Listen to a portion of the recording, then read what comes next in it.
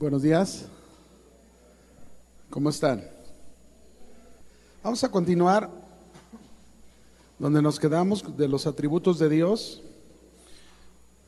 Vimos el último, que era la eternidad de Dios, y vamos a comenzar con otro atributo absoluto, que es la espiritualidad de Dios. La espiritualidad de Dios. Ese sería el quinto atributo absoluto, ¿verdad? Que hemos visto.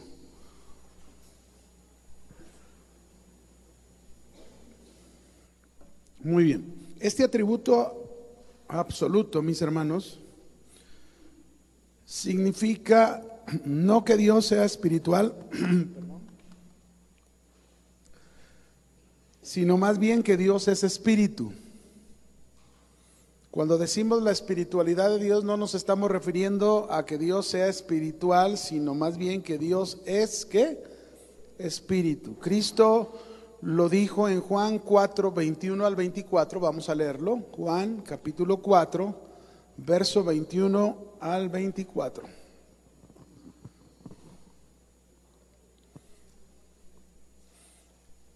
Y vamos a ver ahí cómo Jesús afirma esta espiritualidad de Dios. ¿Lo tienen? Dice ahí, Jesús le dijo, él está en un diálogo con la mujer samaritana.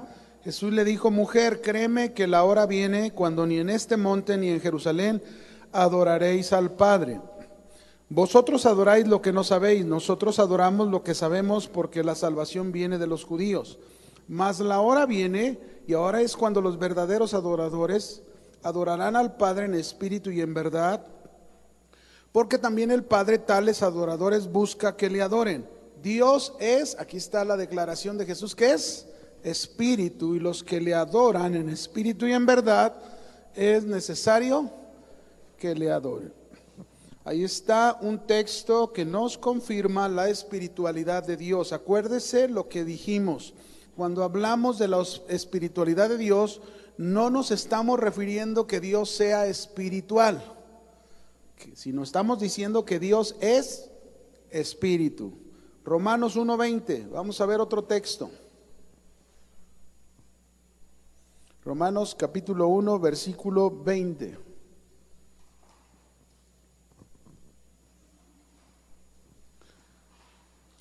¿Lo tienen? Dice ahí, porque las cosas invisibles de Él, su eterno poder y deidad, se hacen claramente visibles desde la creación del mundo, siendo entendidas por medio de las cosas hechas, de modo que no tienen excusa. Aquí hay algunos elementos que se nos presenta en este versículo, sobre todo uno que es muy claro, que tiene relación con Dios, que es espíritu, ¿verdad? ¿Cuál es? Las cosas invisibles de Él. Eso tiene que ver, nos está hablando de alguna manera que Dios no es material, no es palpable con los sentidos, que no tiene forma ni tiene límites. Eso es lo que está diciendo en esto, ¿no? Repito, nos está hablando de que Dios no es material, no es palpable con los sentidos, no tiene forma ni límite. Perdón porque venía un poquito acelerado de la otra clase, ¿verdad? Allá tuve que darles un poquito más rápido el asunto. Voy a tratar de irme un poco más lento con ustedes, ¿no?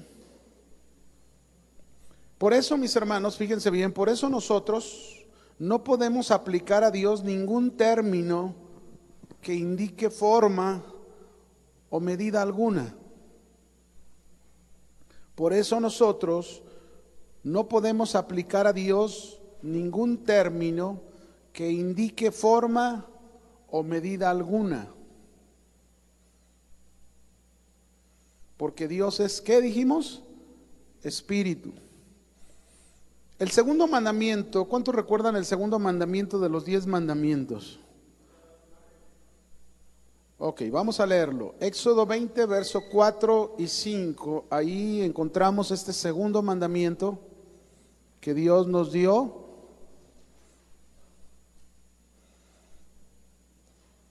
Éxodo capítulo 20, versículo 4, por favor. Cuando lo tengan, díganme, ¿estamos listos? ¿Están listos? Dice ahí, no te harás imagen, fíjense bien el mandamiento, no te harás imagen ni ninguna semejanza de lo que está arriba en el cielo, ni abajo en la tierra, ni en las aguas debajo de la tierra. No te inclinarás a ellas ni las honrarás, porque yo soy Jehová tu Dios, fuerte, celoso, que visito la maldad de los padres sobre los hijos, hasta la tercera y cuarta generación de los que me aborrecen. ¿Por qué Dios nos dio este mandamiento? ¿Se ha hecho esa pregunta? ¿Por qué Dios nos dio este segundo mandamiento? ¿Cuál es la razón de darnos este segundo mandamiento? Este segundo mandamiento tiene que ver precisamente con la espiritualidad de Dios, porque Dios es espíritu y no lo podemos comparar con nada. ¿Con qué? Con nada.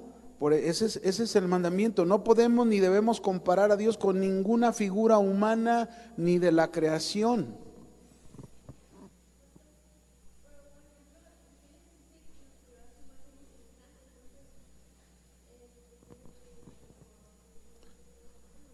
No, lo que pasa es que la imagen y la semejanza se refiere a otra cosa, no al cuerpo físico, no a que tienes dos ojos, dos orejas, una nariz, una boca, no se refiere a eso.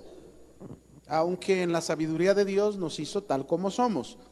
La imagen de Dios y semejanza de Dios en nosotros, acuérdense, ¿cuál es la imagen y semejanza de Dios? Es algo que nosotros no lo vemos. Ustedes pueden ver mi mente, pero la tengo, ¿no? Mis emociones, ¿las pueden ver? Mi voluntad, tampoco. Con eso es la semejanza y la imagen. Dios piensa, Dios siente, Dios tiene voluntad. Esa es la imagen que puso en nosotros. Aparte, Dios son tres personas individuales, acuérdense, son personas con una individualidad, aunque es un ser espiritual con una individualidad. En ese sentido, nosotros también, aunque tenemos mente, emociones, voluntad, cada uno es una persona distinta, cada uno de nosotros. ¿Sí? Nuestra personalidad está ahí en nuestra alma, no somos iguales. Esa es la imagen, esa es la semejanza con Dios, no tanto el físico, ¿sí? Porque Dios no es material, aunque nosotros, mis hermanos, aunque nosotros sabemos que el Hijo de Dios se hizo hombre y tiene un cuerpo físico, ¿sí? ¿Lo entendemos? Y que cuando Él regrese, Él va a regresar en ese cuerpo físico y nosotros lo vamos a conocer a Él en ese cuerpo físico como nuestro Salvador, nuestro Señor, nuestro Dios, una de las personas de la Trinidad. Pero no quiere decir que Dios tenga cuerpo. Aquí está diciendo claramente que Él es, ¿qué es? Espíritu. Por eso da esta prohibición.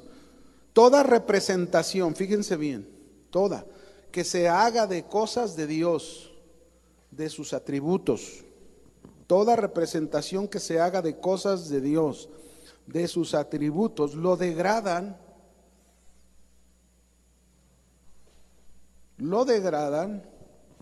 y lo relacionan con los dioses paganos creados por los hombres. En el caso de Jesús, muy en particular, que tuvo que tomar un cuerpo físico, hacerse humano completamente, nosotros tenemos que entenderlo porque era necesario por varias razones, ¿no? Por ejemplo, una de las razones por las que Cristo se tuvo que hacer hombre, tengo que explicar esto para que entendamos en este sentido, porque alguien haría esa pregunta, ¿y por qué Cristo tiene un cuerpo humano? Bueno, ahí hubo razones importantes. Una razón importante del por qué Él tomó un cuerpo humano es porque los hombres, nadie ha visto a Dios jamás ni le conocemos, ¿verdad que no? La única manera de conocer a Dios era por medio de Jesucristo. Él tuvo que tomar un cuerpo humano, hacerse completamente hombre para mostrarnos a través de su vida a Dios. revelarnos a Dios y conocer a Dios por medio de Él. A nosotros no nos tocó conocer a Jesús personalmente, físicamente, cuando estuvo, ¿verdad que no? Sin embargo, Él dijo en las Escrituras: bienaventurados los que creen en mí sin verme. ¿Cuántos han creído en Jesús? Somos bienaventurados. Pero Jesús tiene todavía su cuerpo físico, murió, resucitó, pero esa fue una de las razones. La segunda razón, rápidamente, del por qué tomó un cuerpo humano, se hizo hombre, completamente hombre Cristo, también fue para mostrarnos a nosotros el verdadero hombre ideal que Dios quería de nosotros. ¿Por qué? Porque acuérdense que el primer hombre que Dios hizo, ¿cómo se llamaba el primer hombre que Dios hizo?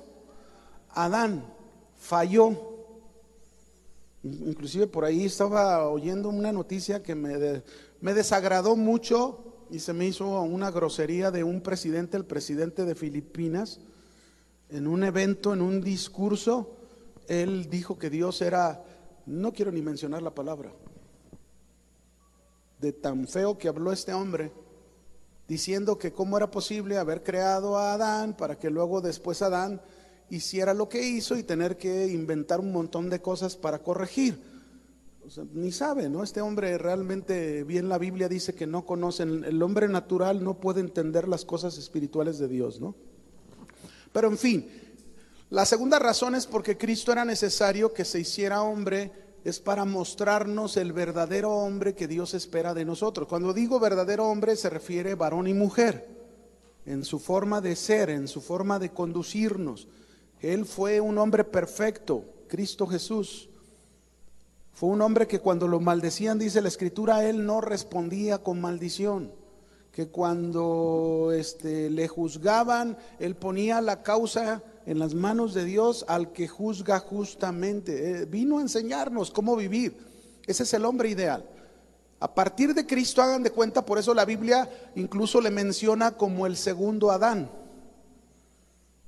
Porque es un hombre que vino, nació como un bebé, creció y nos mostró la clase de vida sin pecado que usted y yo debemos de vivir y que Dios esperaba desde un principio.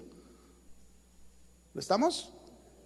Pero la tercera razón de la necesidad de hacerse hombre, Cristo Jesús, esa es la razón del por qué tomó un cuerpo humano, no porque Dios quiere que lo conozcamos materialmente. ¿Sí me explico? Era necesario hacer esto. Es más, si Cristo no hubiera sido un hombre perfecto, no podría haber muerto en la cruz por nosotros. Por eso la tercera razón es que Él ofreció un sacrificio perfecto por los pecados. Se ocupaba un sacrificio perfecto para que los hombres verdaderamente fuéramos perdonados de nuestros pecados. Ahí ya les di una capsulita extra para que entienda, para no tratar de decir, bueno, ahí está un cuerpo en el cual nosotros podemos tener una imagen de Dios. No, Dios es espíritu, grábeselo, ¿sí? No podemos comparar a Dios con ningún espíritu. El caso de Cristo tiene que ver con nosotros. El que haya muerto, resucitado y mantener un cuerpo glorificado tiene que ver con nosotros, porque es las primicias de la resurrección.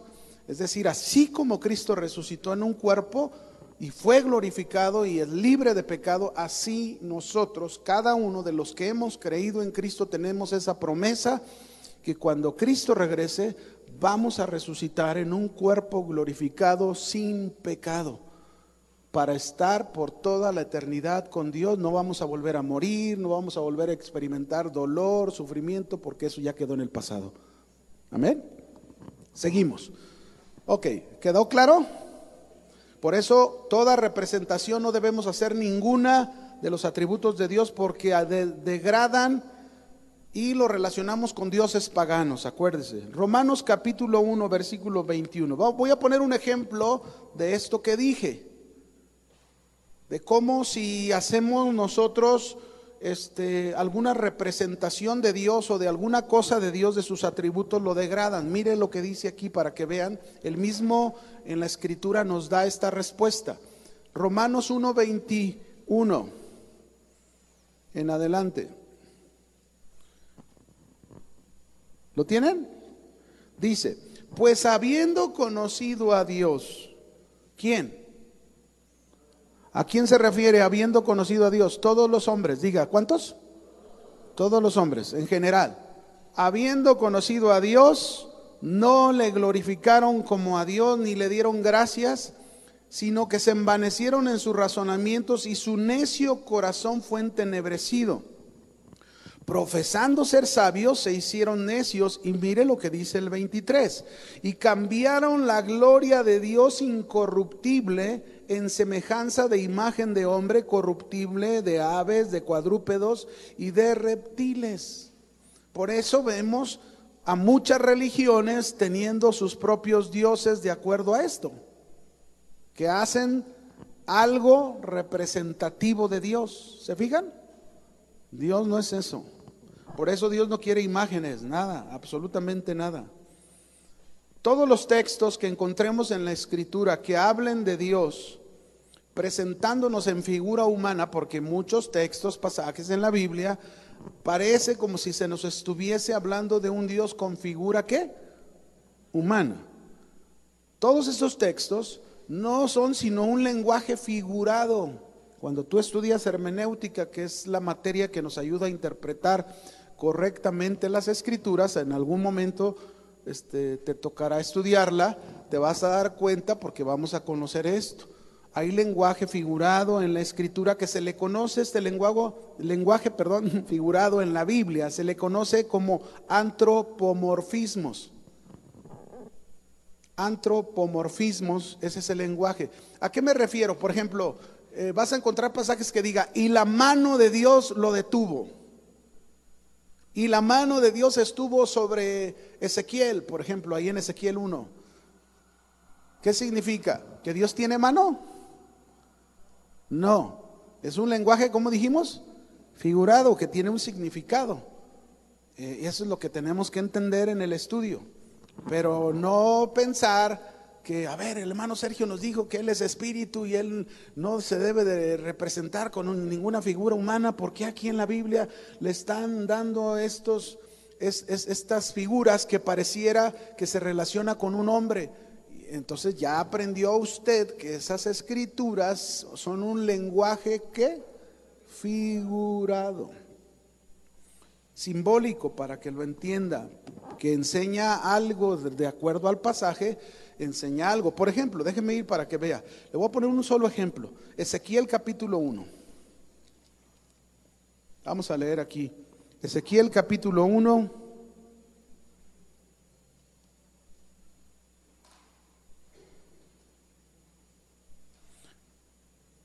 Verso 3. ¿Ya lo tienen? Ezequiel 1:3. Uno de tantos textos que se refiere a un lenguaje figurado.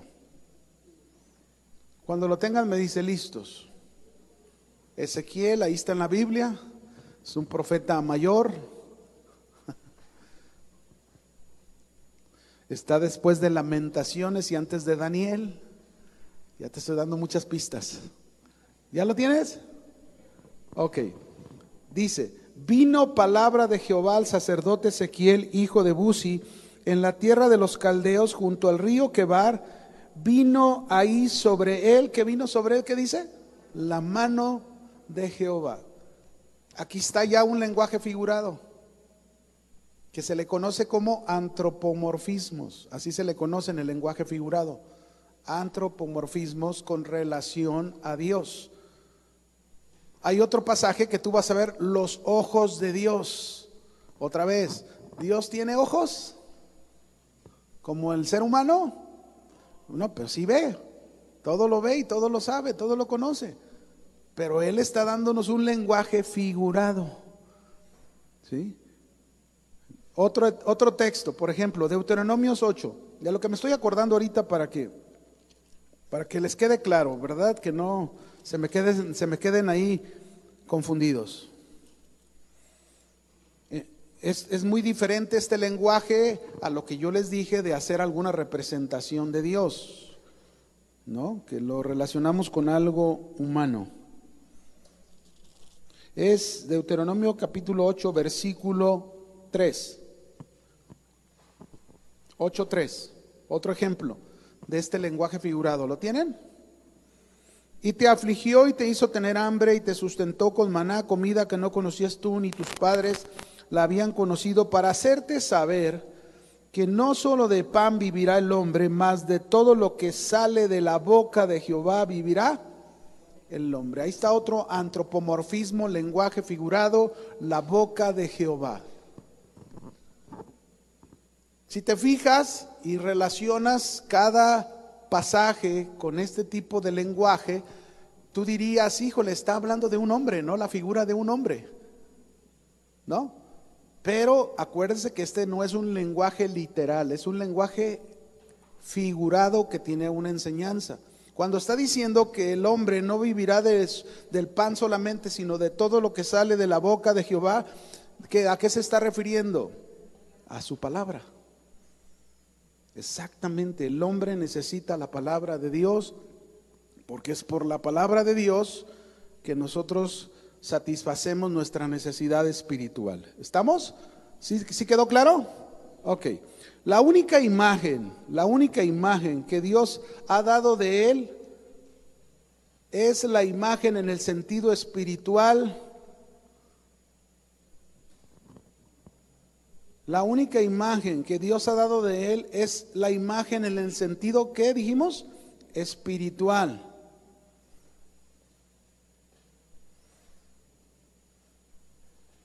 El hombre fue creado a la imagen de Dios, pero dijimos que ese ser creado a la imagen de Dios es porque el hombre es pensante, es emocional, es volitivo. Esto es igual. Vamos a encontrar en la Biblia que Dios piensa, Dios siente, Dios decide. Es exactamente lo que hay en nosotros: mente, emociones, voluntad. ¿Sí? Ahora, los mormones enseñan, aquí es donde hay que tener cuidado. Los mormones enseñan, no la Biblia, ellos enseñan que Dios es un hombre que tiene muchas mujeres, por las cuales llena el espacio con habitantes, y que Cristo fue el hijo favorito de la mujer favorita, y que fue necesario pasar como hombre para gozar de una manera verdadera de los placeres de la vida. Están bien locuaces, ¿eh?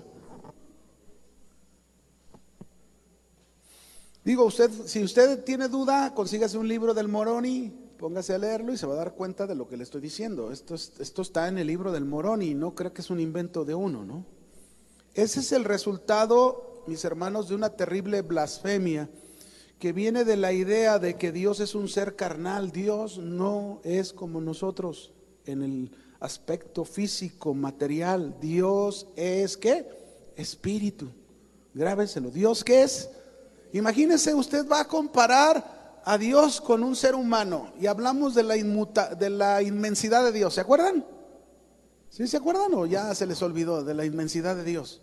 Ahí lo tienen, anotado. Y dijimos que Dios es tan inmenso, tan grande, que el espacio está dentro de su inmensidad. No, Dios llena el espacio, es decir, el espacio está dentro de la inmensidad de Dios. Ahora, imagínense que nos ponemos a pensar a Dios como hombre. ¿De qué tamaño? Como un supergigante, más grande que el universo. No. No es esa la imagen que nosotros debemos de tener de Dios. Nosotros no podemos tener una imagen de Dios. Nosotros lo único que tenemos que conocer es saber quién es nuestro Dios, como las Escrituras nos lo revelan. Y si las Escrituras nos dicen que Dios es invisible, es porque Él es un Dios que es espíritu, que no se puede tocar, no se puede palpar, pero que es real. No es corporal como nosotros. Porque luego el hombre siempre tiene la tendencia a querer imaginarse a Dios como alguna figura de la creación. No lo haga. Porque Dios es espíritu. Equivale a decir Dios es espíritu a que también Dios vive y es la fuente de la vida. Cuando decimos Dios es espíritu, también esto equivale a decir que Dios vive y es la fuente de la vida. Fue Dios el que nos dio vida a nosotros, ¿sí o no? Fue Dios el que le dio vida a cada cosa de su creación. ¿Las plantas tienen vida? ¿Los animales tienen vida? ¿El mar tiene vida? ¿Las montañas tienen vida? Sí. ¿El universo tiene vida? Sí. Él es de Él surge la vida. Él es la fuente de la vida. De Dios está la vida eterna.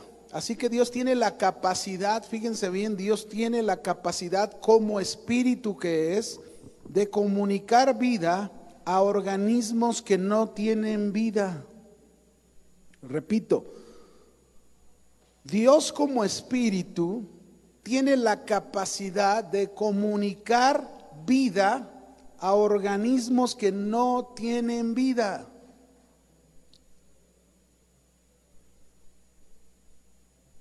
Ojalá y que repases tus notas y de verdad estés aprendiendo a conocer a tu Dios. Porque fíjese lo que acabamos de decir. ¿Cuántos entienden lo que acabamos de mencionar? ¿Cuántos entienden de ustedes que Dios como espíritu tiene la capacidad de comunicar vida a organismos que no tienen vida?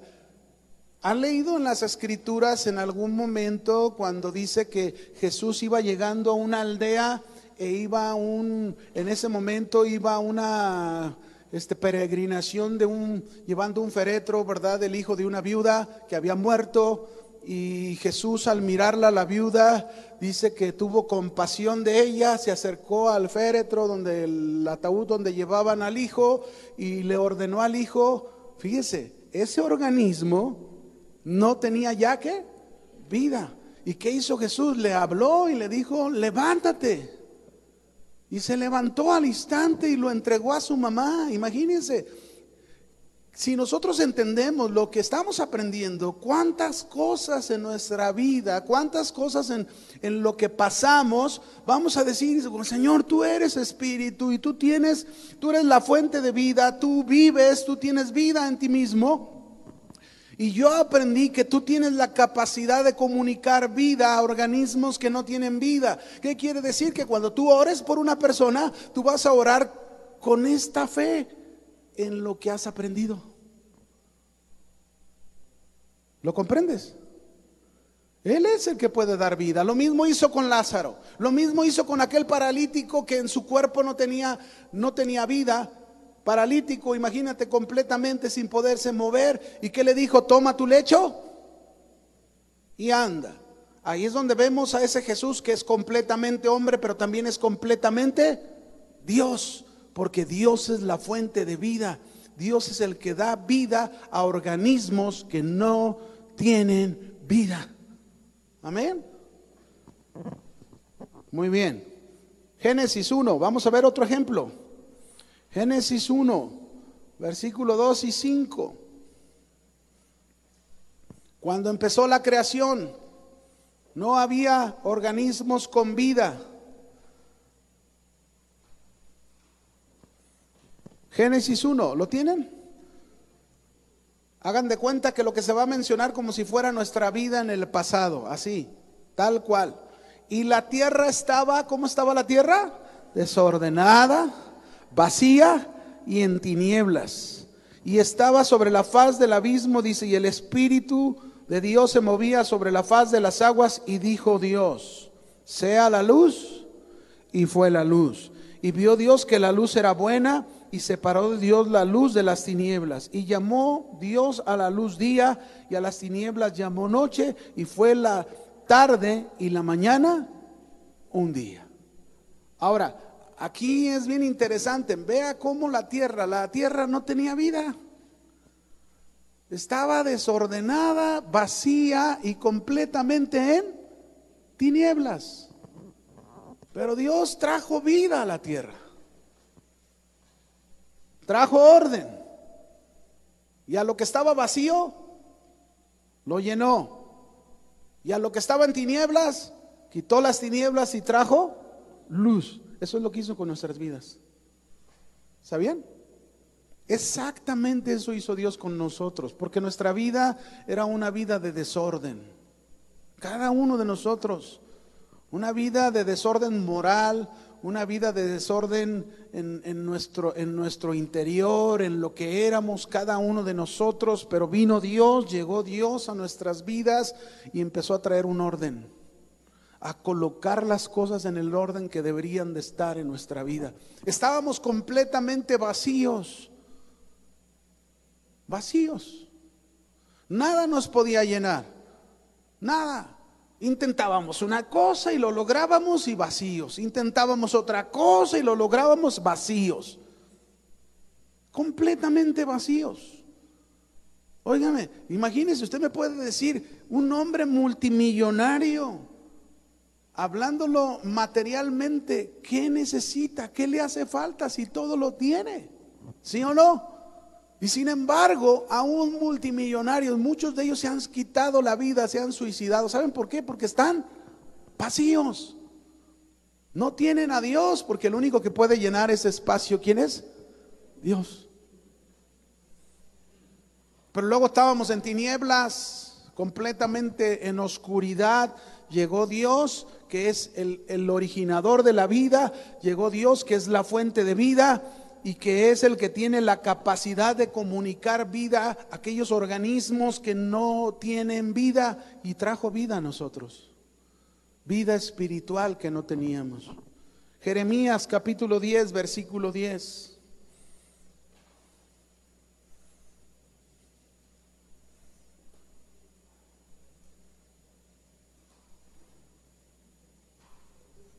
Jeremías 10, 10. ¿Lo tienen?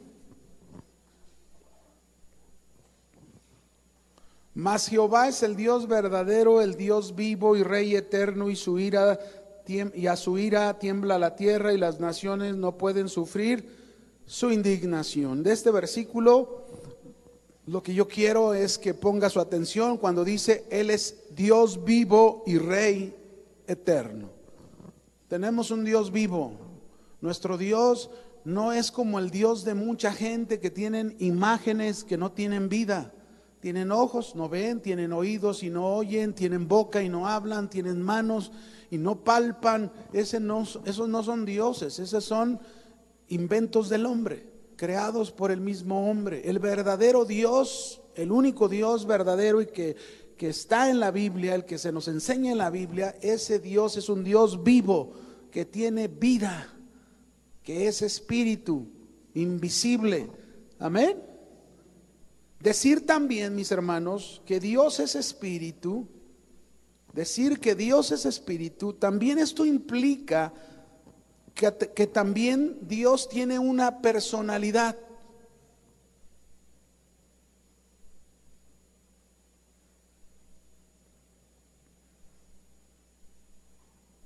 ¿Qué queremos decir con que tiene una personalidad?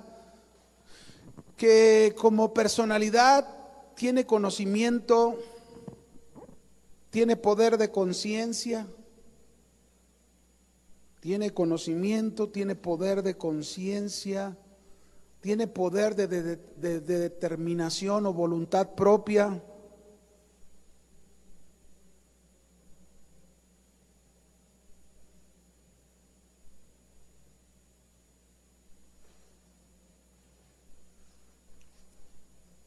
Y claro, cuando hablamos de una personalidad, yo no me estoy refiriendo que es una sola persona. Acuérdese que ya hablamos de la Trinidad, ya vimos textos claros de la Trinidad. Si todavía tienes duda, tienes que ir a tus notas y afirmarte en este punto claro, ¿verdad? Son tres personas distintas, tres personas. Pero las tres personas son un solo Dios verdadero, uno nada más. ¿Estamos? Y ese solo Dios verdadero, dijimos, tiene una personalidad. O sea, ambas personas, Padre, Hijo y Espíritu Santo, tienen pensamiento, conocimiento, tienen poder de conciencia y tienen determinación propia. Eso es parte de, aunque es espíritu, así es como la Biblia nos lo menciona. Vamos a ver algunos textos. Por ejemplo, Jeremías 33:3.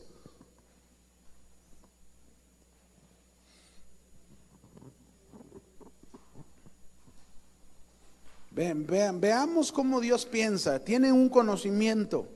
Y claro, el conocimiento de Él ni quien lo alcance de nosotros, ¿no? Su sabiduría es inescrutable para nosotros.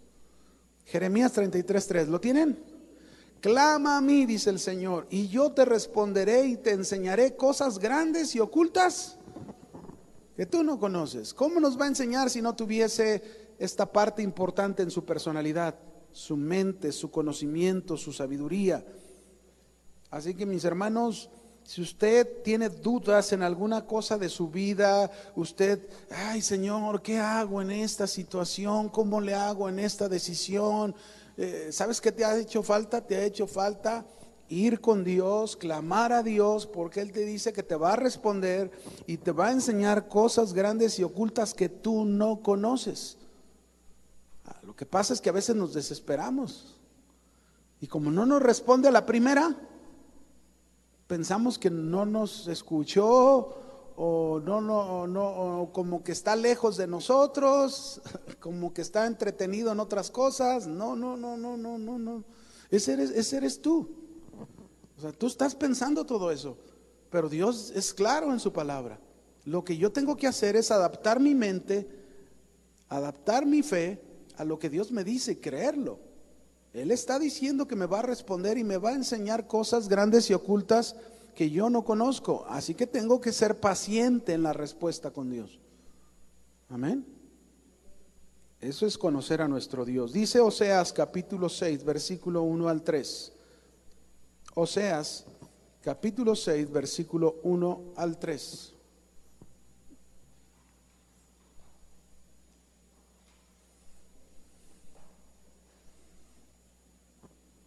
¿Listos?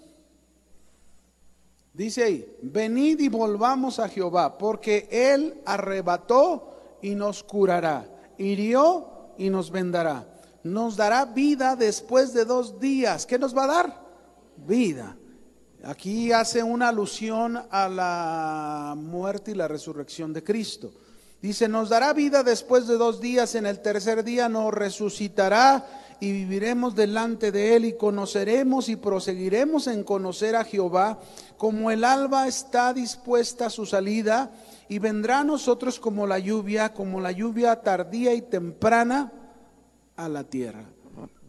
Estas son promesas maravillosas de Dios, mis hermanos, que necesitamos comprender, necesitamos entender, que tienen que ver con ese Dios que es espíritu, con ese Dios que es fuente de vida, con ese Dios que nosotros dijimos que tiene una personalidad y que con esa personalidad, es decir, tiene el conocimiento, tiene conciencia y tiene una determinación propia. Dios está consciente de lo que te está pasando.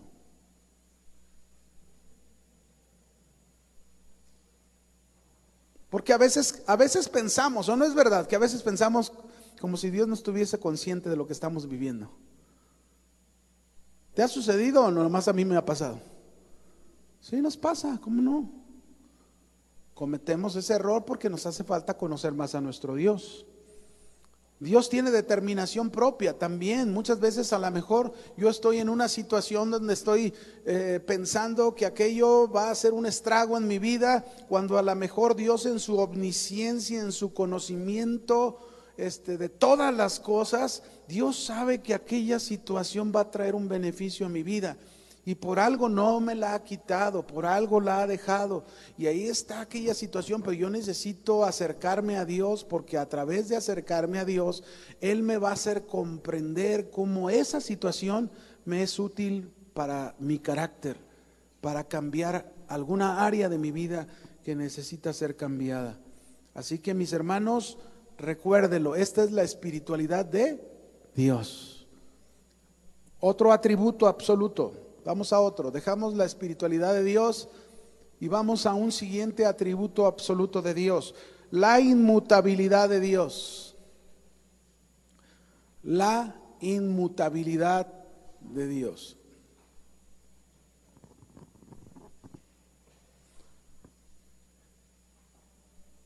Este atributo, mis hermanos, la inmutabilidad, nos indica que Dios no sufre cambios.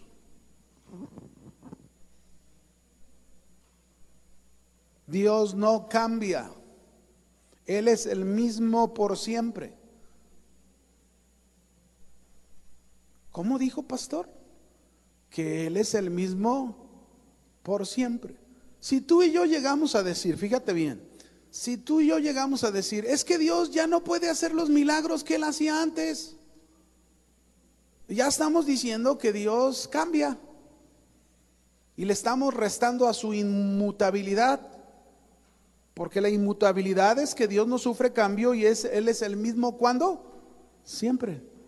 Es decir, el Dios que hizo la creación, el Dios que se le reveló a Abraham, el Dios que conoció al rey David, el Dios que conocieron los diferentes profetas en las Escrituras, el Dios que se manifestó en la persona de nuestro Señor Jesucristo, el Dios que nos habla Pablo en todas sus cartas, el Dios que se nos revela en el libro de Apocalipsis al final de la Escritura, es el mismo Dios desde aquel entonces hasta por siempre. El mismo. Él no cambia. Y si Él hizo milagros con Moisés abriendo un mar rojo, Él va a seguir haciendo milagros. Porque los milagros también dependen de las circunstancias. En aquel tiempo se requería abrir el mar rojo. Hoy, mis hermanos, no se está requiriendo abrir un mar rojo, pero sí se requiere creer en ese Dios, que lo que hizo allá, Dios puede hacer un milagro hoy. Ese es el punto. El punto de nosotros es que a veces no comprendemos estas cosas y no le damos su lugar. Si Él no cambia, quiere decir que es el mismo. Dice Hebreos capítulo 13, versículo 8. Hebreos 13, 8, por favor.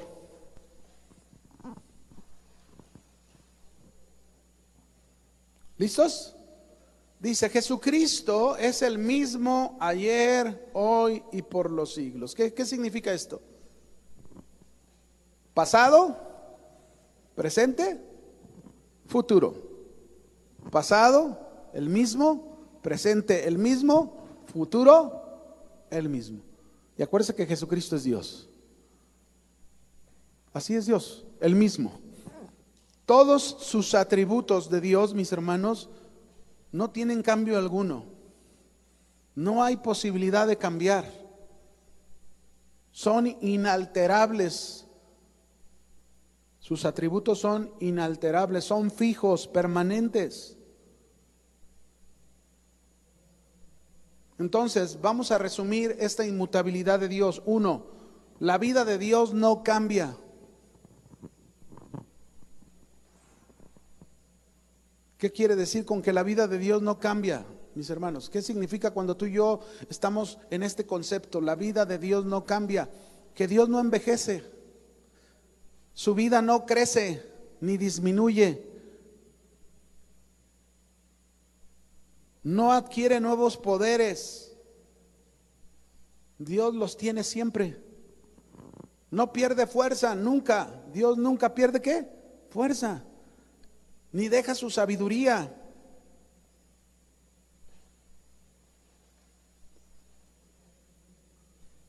Dios no tiene que madurar como nosotros. Él es un maduro ya, perfecto. Esto es lo que significa la vida de Dios, que no cambia. Amén. Por eso dice el Salmo 102.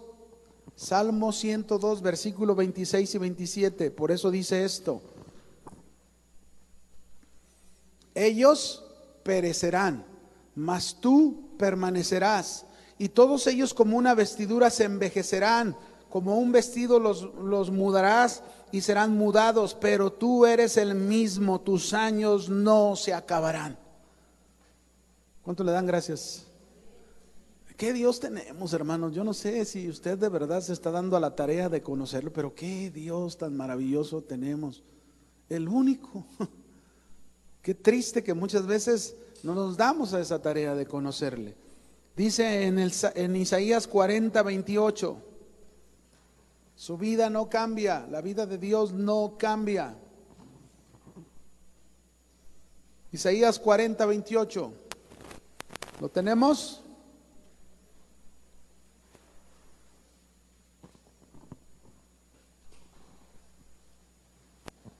¿Lo tienen?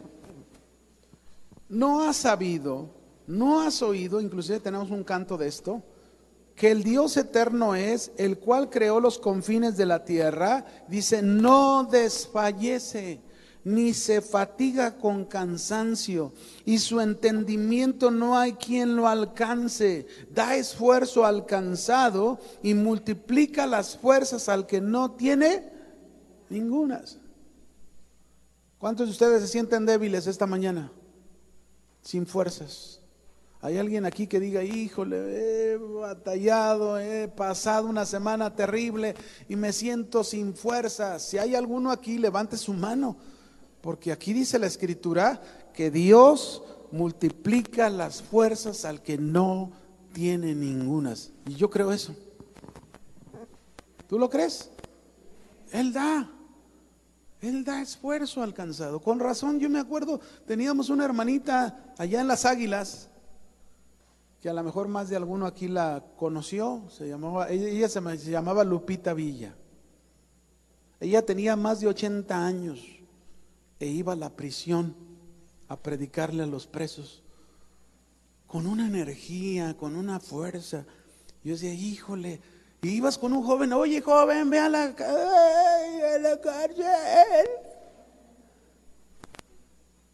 Oye, te pone la muestra la hermanita, 80 y tantos años, con una fuerza para ir. Y ella, yo me acuerdo sus últimos días, hermano, un día me dijo en la iglesia, hermano, yo estoy orando porque le quiero predicar ese Caro Quintero, antes de que saliera. ¿Y saben qué hizo? Le habló de Cristo. Ese hombre no tiene excusa para decir un día, a mí nunca me hablaron de Cristo. Ella le habló de Cristo. No hay excusa. ¿De dónde sacaba energías esta hermana? Ahí está en la Biblia.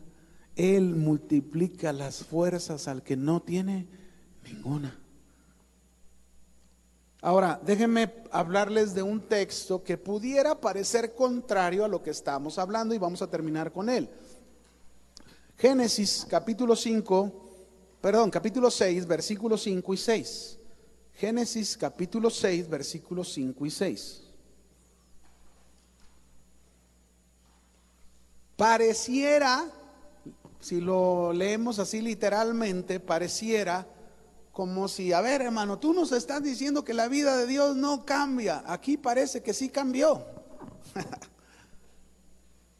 Pero hay que entender lo que ahí dice, ¿no? ¿Ya lo tienen? Dice, y vio Jehová que la maldad de los hombres era mucha en la tierra y que todo designio de los pensamientos del corazón de ellos era de continuo solamente el mal. ¿Y qué dice el 6? Y se arrepintió Jehová de haber hecho hombre en la tierra y le dolió en su corazón. ¿Ya ves? ¿Cómo que Dios no cambia? Ahí dice que se arrepintió, cambió. Aquí es donde entra lo que es el estudio de conocer las palabras en la Biblia. Porque la palabra aquí, arrepentimiento, no se está refiriendo a que Dios cambió en su persona. Él no cambia en su vida.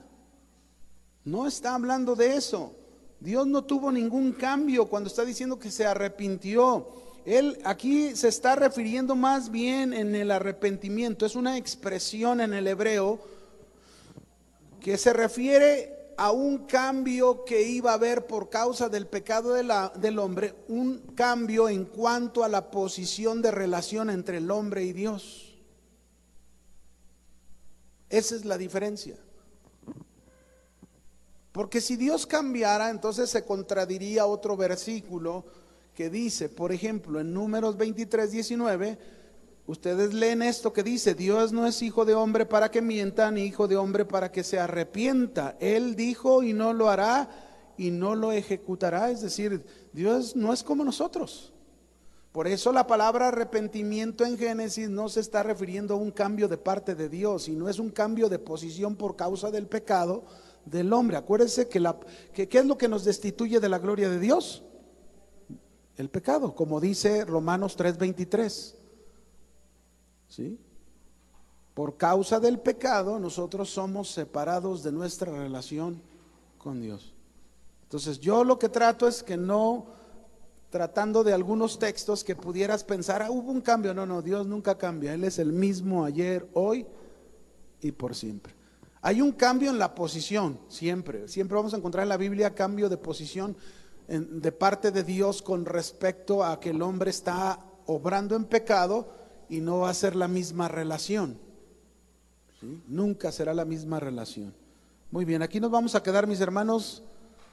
Cuídense, estudien, repasen sus notas, porque si no, esto que aprendemos no lo vamos a llevar al terreno de la práctica. Dios le bendiga, cuídense.